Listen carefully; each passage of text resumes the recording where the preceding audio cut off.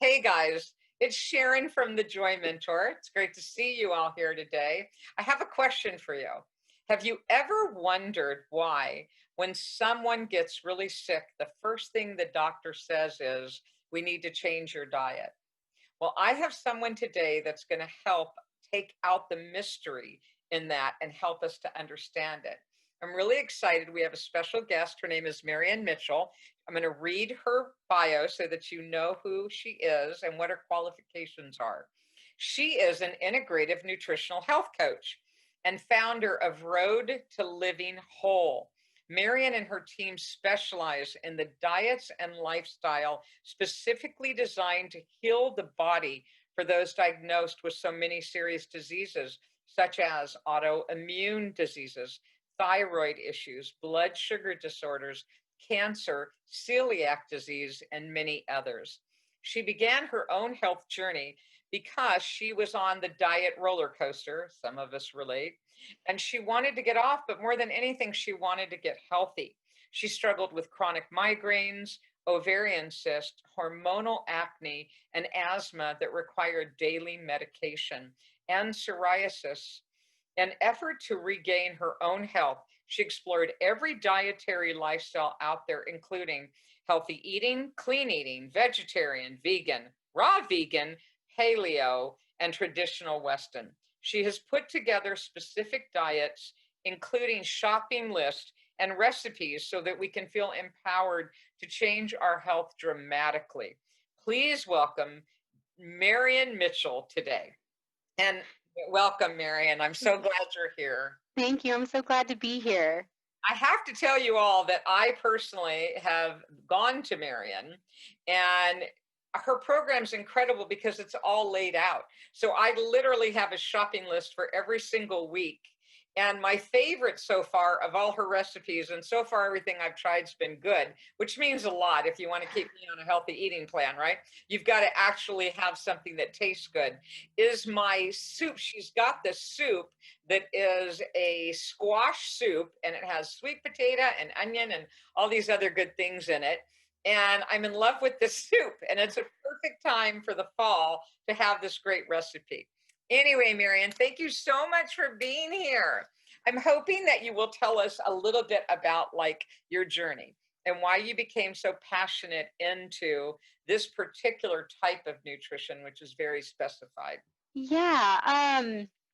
So like we said, I had my own health journey, my own health problems, and I kind of went on like this 7 year stint to try to figure it out. And then eventually it led me to the Institute for Integrative Nutrition, which is a school, to become a health coach. And I just I knew that I wanted to help people shorten that curve. It took me 7 years. I wanted to shorten it for them and empower them and be very practical. And I graduated, and my daughter was diagnosed with celiac disease. During that time, my dad was diagnosed with a very rare autoimmune disorder called recurring polychondritis, which attacks the cartilage in your body. And most of the time when they're diagnosed, they die within 10 years. And I was like, that is not happening. So then I started diving into research. My school had connected me to some leaders in autoimmune disease, and which led me to connecting with naturopathic doctors. And what I found was that people really struggled with, what do I eat and how do I make it easy? Because they're told you need to eat this way, and you can't eat this, and don't eat this, and your body responds to this weird, so don't eat it. And they're just like, well, what do I eat? Because it's all the stuff we normally eat, right? And so going through the same struggle and not being the best cook at the time, and kind of learning how to make cooking easy, I was able to apply what I had learned and the skill that I had, which is creating meals around any limitation. And I started giving people what they really needed, which is what to eat. But then once they figured that out, they realized, I don't know how to, my friends and family think I'm crazy. I don't know how to travel and what to eat when I'm in like some Podunkville back west where they don't have health food stores, back east, excuse me. And they're just like, why am I doing this again? It's so hard. And I feel left out. And so it kind of evolved into this, whenever the doctors had a really restrictive plan to get somebody healthy, I was the one helping them figure it out. And then I started becoming themes. So I started an autoimmune disease. It progressed to blood sugar issues, metabolic disorder, which is high blood pressure, high cholesterol. And then it kind of went from there to other root causes, such as like oxalates and molds and histamine, um, all of these different specialty, or we call them therapeutic diets. And I'm able to work around it and make it easy for people and give them the emotional tools they need to stay with it so that they can regain their health and then keep it when they get there. I think that's beautiful. Can you talk to us a little bit about, and you and I have had this conversation, but how do people feel? Like, what are some of the common things that people go through when they get one of these serious diagnoses? Yeah, they feel betrayed by their body, like their body hates them or is punishing them. They're very angry. They're incredibly overwhelmed and they're tired. They're like weary in their soul, tired because they've been sick for so long. They've gone to 5 to 7 doctors, and it's taken 3 to 5 years from the time it became bad enough to actually go to a doctor to actually becoming what we call clinical. So they do the tests, and you're like, you're in the normal range. Even if you're like right here on the edge, you're still normal. And you're like, but I don't feel good. And so by the time they get a diagnosis, it's a relief, but they're angry and they're tired. And then we also have to think about, we've always been unhappy with our bodies, most women, from the time that we're like 13 on. So we have this struggle. And then we're working hard, we're doing what they say to take care of ourselves, and then our bodies do this to us. It's not fair. But in reality, your body is crying out for help. It's saying, hey, I need you. Love me. Please take care of me. And when we realize, like, hey, my body's actually working very hard to keep me alive, like it could just give up and I could just go into it could get so much worse and then I could be gone. When really the body's saying, no, no, no, I'm here, but you got to help me out.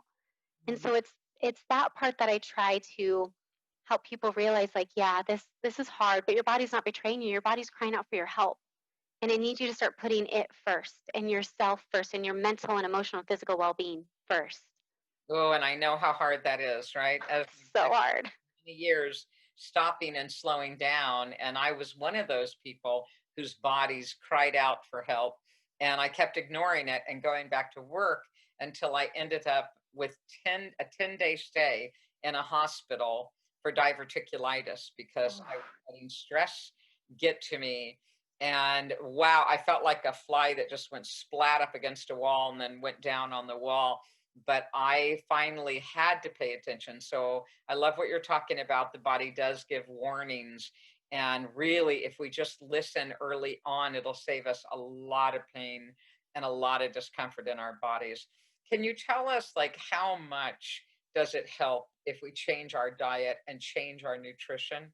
Can you give us some insight into that? Yeah. Food is the foundation. I would not say it's the end all be all. Like there's some people out there who claim like if you change your food, it's going to change everything. Food changes a lot, and it is absolutely the foundation for your health. Um, and it's no matter how poorly you've taken care of yourself in the past, you lived on fast food and alcohol and sugar and Red Bulls and all those things, you can change at any time and your health will improve, and it will improve rather quickly. It's not eating a piece of kale and then the next day you feel better, unfortunately. Um, but if you improve, if you improve your nutrition, then if you are you're if at this point you're on medications, usually a lot of them, anywhere from 8 to 11, if you're recently diagnosed. And what happens is when your diet is right for what your set of symptoms and what is going on, the medications and supplements and things are able to do their job that much better because they're not fighting against your body trying to fight inflammation, all these things from your diet. When that is gone, then the medication is able to do its job. And then more than likely, you're either going to be able to get off a medication completely or reduce that number and reduce the dosages. Which is And it's huge, and it prevents flare-ups later on. If your diet is good, it's not that you won't get a flare, but if you do, it's going to be less severe and shorter lasting because we all get stressed. Life happens. But if your body has the nutrition it needs, the rest that it needs, and all these other things that go into health, then you're able to recover that much faster. Yeah, that's a really important aspect, and it really has a lot to do with self-care. Like, can you talk to us about some of the things we can do in a world where everything is moving so quickly? Like, what are some of the things we can do to practice self-care in our life? Yeah. A lot of people look at self care as like a bubble bath or a spa day or something like that. But self care is actually what you do each and every day to take care of your body and your mental well being as well. Um, I do have to say that no matter how great your nutrition is and what medications you're on and all of that, if you are stressed, you're never truly going to get better. You might get better, but you're never going to recover and regain your health completely. So, with that being said, how do we practice self care? Is number one, I'm going to reiterate this, is start nourishing your body with the foods that love it and support it, and reduce or eliminate the ones that cause pain and inflammation and rob nutrients from your body. So that's number one. Part of self care is making sure you're fueled properly. You're not putting apple juice in your gas tank, you're putting gasoline in your gas tank. Number two, and I cannot stress this enough, and this is very hard for women, is make sleep a priority. You need your sleep. Some people need more than others. I have a best friend. If she does not get 9 hours of sleep every single night, within a month or so, she is in a total flare. And then there's me where I can survive on about 7.5 hours of sleep. But I've learned that and I know that if I get 9 hours of sleep too many days in a row, I feel like a truck hit me. But if I don't get my 7.5, I also feel like a truck hit me. So making sure sleep is a priority and scheduling that in, having good sleep hygiene. Um, and that I could go on sleep for forever. But number three is making sure you're moving your body intentionally every day. Now, if you're recently diagnosed or with a chronic disease or you're in the middle of a flare, that's going to be difficult. But it's just kind of like after post surgery, like even hip replacement surgery, they're like, you need to start walking, even though you're in like excruciating pain. And the only thing you want to do is lay in a ball and cry. But the more you move your body, the faster you recover. So don't go run a marathon, but find ways to move in a way that support your health, whether that's yoga, going for a walk, Tai Chi, swimming. If you love running, do that. But you have to move your body every day. Sitting and laying around is the absolute worst thing you can do for your health. And then number four, and I think this is very hard for women, is learning to say no and to stay home and rest. I remember when I first started doing this, I would literally sit down and be like shaking my leg, like I have to do something, I have to do something. Like it's so weird to just sit. There has to be something I can do. But when I learned to enjoy rest and building that in and say, nope, this is the time I'm going to read my book or do my hobby or take a nap or just hang out with my kids and let them pick. Like that's when things started to really change, and it's very difficult for us to do. We're good at being human doings. We're not great at being human beings. But No, me too, that was one of the hardest things I ever learned how to do was to slow down. And I had had 14 major surgeries on my body, so I am the two false knees lady. But to learn to be okay with stillness and being quiet and doing something that I enjoy and not feeling guilty because I'm not taking care of someone, right? For a half right. an hour.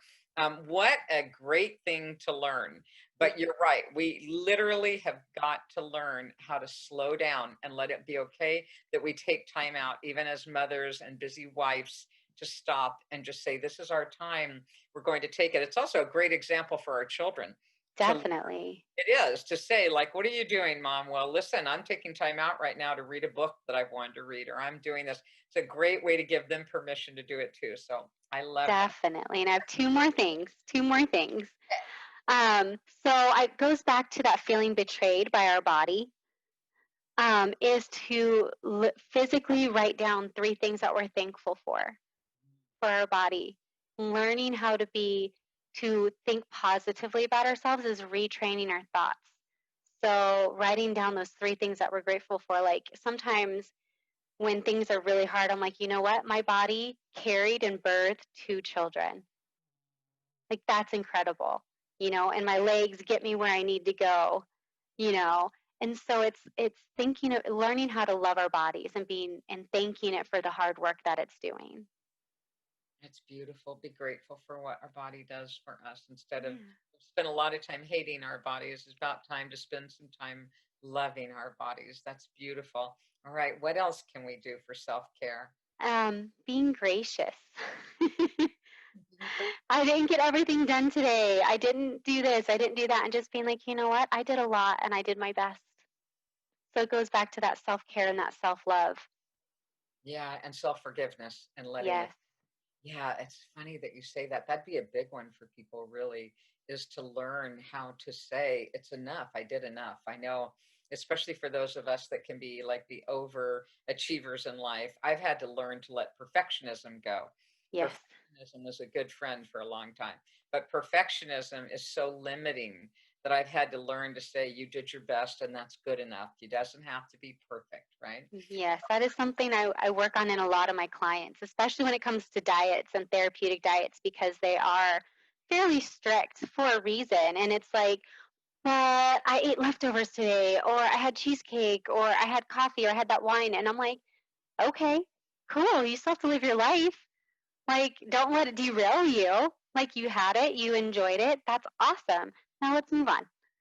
You That's know, because that kind of leads me to the next question, which is how do you incorporate in a new way of eating into your life, both from a time schedule, but then how do you do it? Because it is so different, especially I know when people are on time crunch, they end up going and eating fast food, which has so many things in it that right. although it may taste good for a moment, it's really bad for our bodies. But how do we incorporate in new healthy eating habits, Marian? Yeah, I love that you're asking this question because people make it way too difficult, and it's really not that hard. It's oh gosh, this is like one of my favorite topics. So, number one is add a vegetable to every meal. So, if that means you are eating tacos and chicken wings and pizza and all of that stuff, okay, like it takes time to change those habits. But one of the best things you can do is have that with some roasted vegetables or a salad some salad kit that you got at the grocery store or something like that. Like just have a vegetable with whatever you're eating. Um, and it's funny because I can think of about 7 clients that I've had throughout the years that did nothing else but that. And they lost about 15 to 20 pounds in 3 months. Their headaches got better. They were sleeping better just with that simple change. Because they were like, I'm not doing anything else, but I'll do that. And I'm like, well, let's get started. And eventually they made other changes because they felt better. But it does not have to be that complicated to experience pretty significant improvements in your health. So add vegetables to every meal, including breakfast.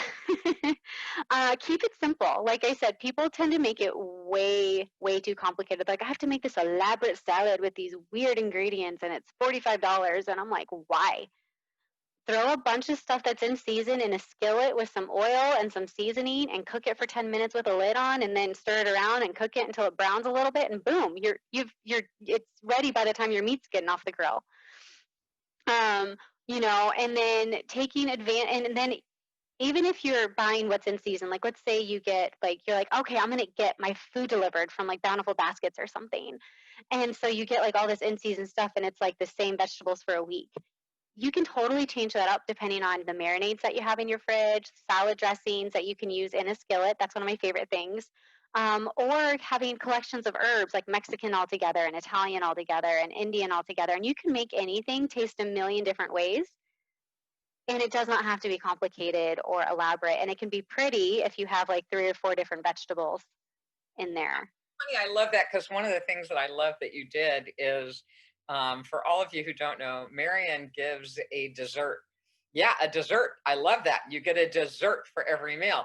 And so there are recipes to create these desserts. They're not complicated, but I'll tell you what they are, which was so fascinating to me. They're delicious. So you don't feel like you're doing without the sweets, which I have a sweet tooth.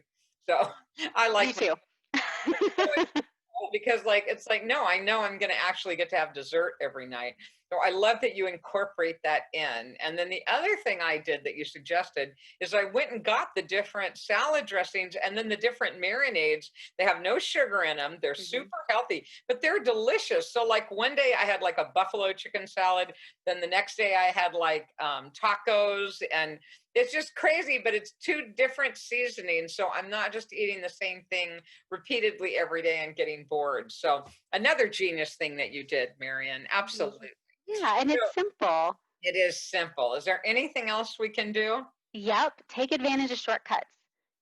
Hmm. There is no glory in being a martyr for health.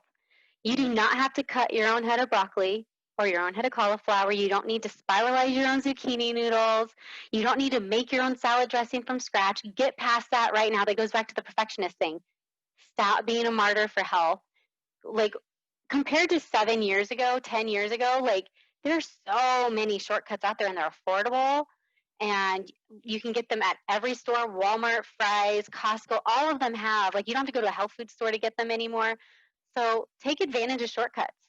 I totally agree. I love that where they chop up all the little onion every week for me and then everything's pre-done. I buy a lot of those packages. Then I just take little bits out and throw them in. So, but it's funny. I love your idea, like, don't be a martyr for health. That's the first time I think I've ever heard someone say that. But I know that feeling of feeling like, oh, now I've got to sacrifice. Oh, now I've got to do with that. And I know that if you do that, it's not long lasting. I Nope. also know that each and every time I've ever decided to take certain things out of my diet that are harming me or only have them in minimal amounts, right? I feel better. My body actually feels better. I don't feel that inflammation. So I don't feel the same aches and pains getting up and around. So I love that. I have another question for you. We have a lot of busy moms out there. I know Yes. you're a busy mom. How do we get our children and our husbands, our mates, our others, how do we get them to eat this kind of healthy food and like it? That's another topic I love to take head on. Um, so before I started dating my boyfriend, this was all theory, and then we started dating, and I was able to put it into practice. So I can tell you that it works. When we first met, I ate lots of fruits and vegetables, and he ate zero. And his was like eggs and pizza and mac and cheese, very bachelor diet for him and his boys. And then I come in and I'm like salads and veggies and hashes and green smoothies um and the biggest thing is one, you have to respect your partner. Yeah. So that's huge. You're not their boss. Even though you want them healthy and they probably need it just as much as you, we have to respect them where they're at. Mm. So keeping that in mind, number one is don't make huge changes all at once. So it goes back to my first tip of eating whatever you're eating and adding a vegetable. That was where I started with all of us. Well, I mean, my kids grew up eating vegetables. That was their first foods. But when it came to blending our family and having meals together, was we would have the chicken, we would have the rice, and then I would make the veggies. Or we would have spaghetti and I would make my zucchini noodles. We'd make the sauce, we'd make the pasta, and all of us put it together the way that we like. So don't make huge changes at once, but add healthy options in and then require 2 bites from everybody. Because hubby has to set the example too, right? If dad can do it, then the kids can do it. So if nobody tries it, you're screwed. Um, Make sure you add lots of flavor.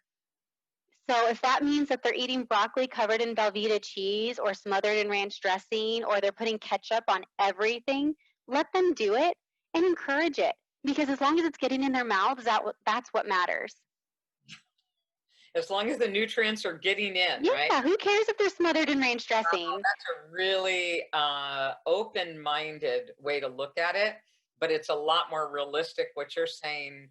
Other than sometimes I hear people saying, "That's it, cut it out." They treat it like it's a sin, it's a horrible food. And the bottom line is, you're right. If you're getting vegetables in, and I had a family friend who didn't get enough vegetables into their children, and it actually did end up affecting them. So it is important to find a way. You're right. So care. My dad used to eat it that way. He'd eat it covered with cheese, right? Hmm. But my mom would make sure he still ate the broccoli and the Brussels sprouts. He just ate them with cheese on it. It's like, okay.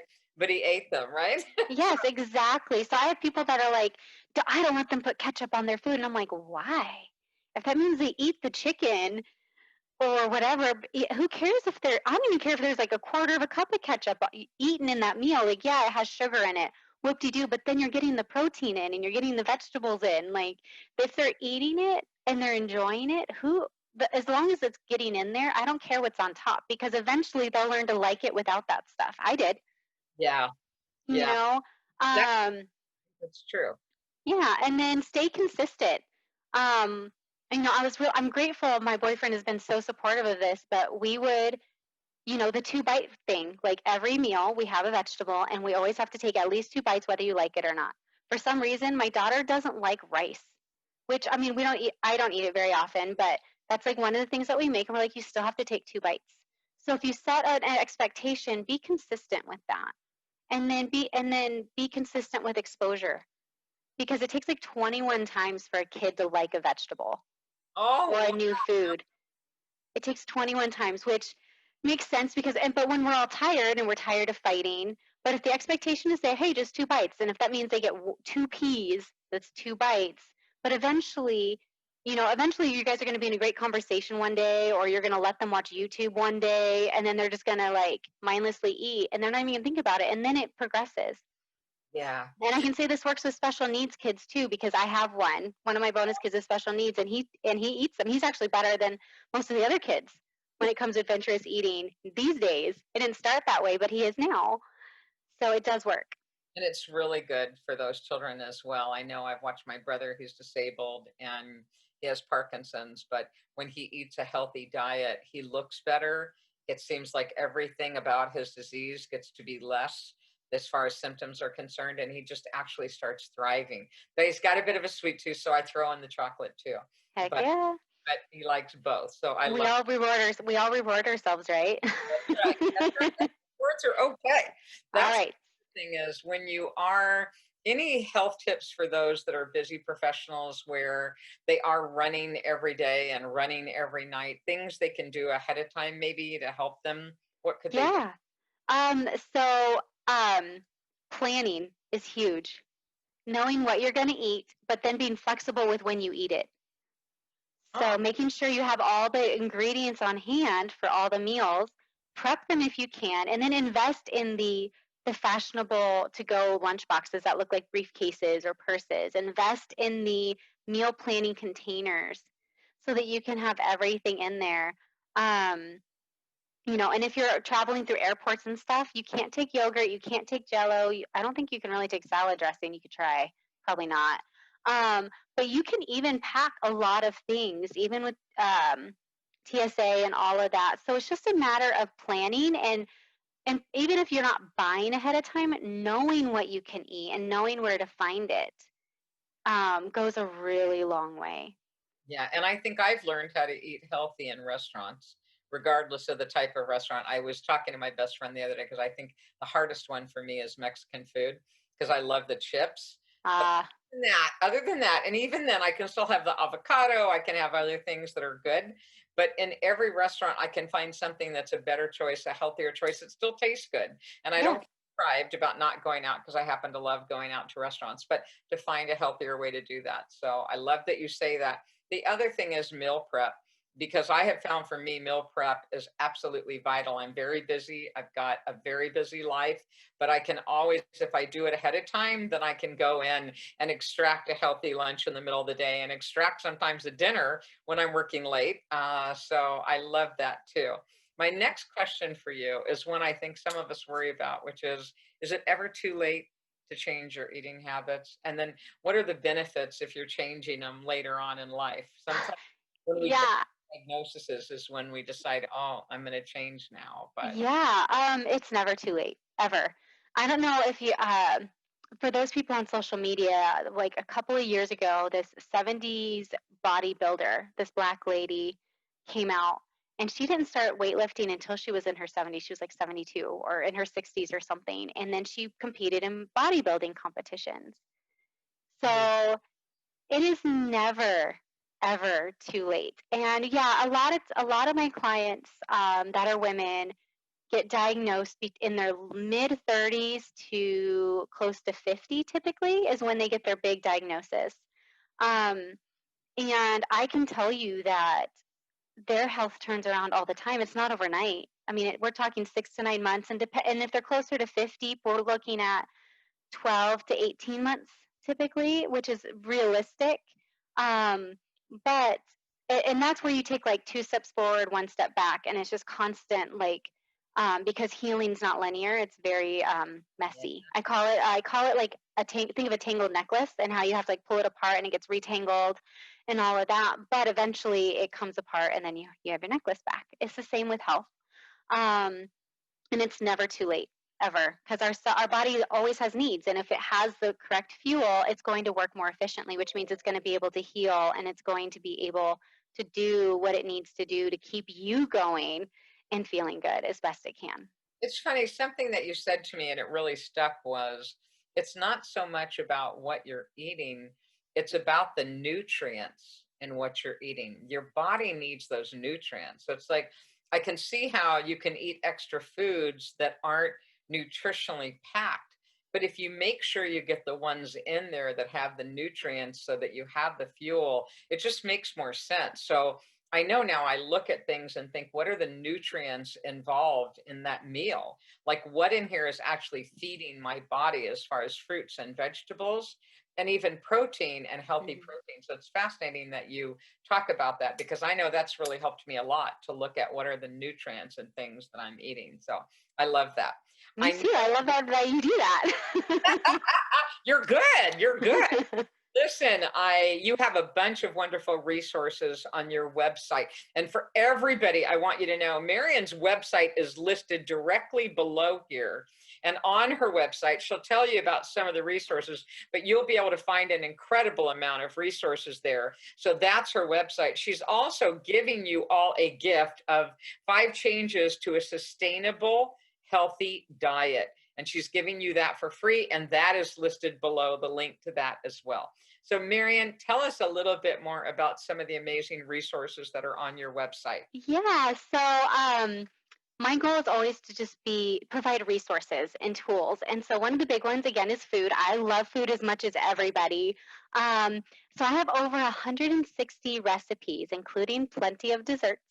Um, on my website, on where it says recipes, just click on that. It takes you right to the index, and they have categories. I have a blog, and I have so much different information. I have how to eat with picky eaters, and how to deal with chronic fatigue and how to sleep better with chronic pain. I have a just a probably I think it's over like 40 pages of blogs that you can just look through, and they all have different themes and all of that.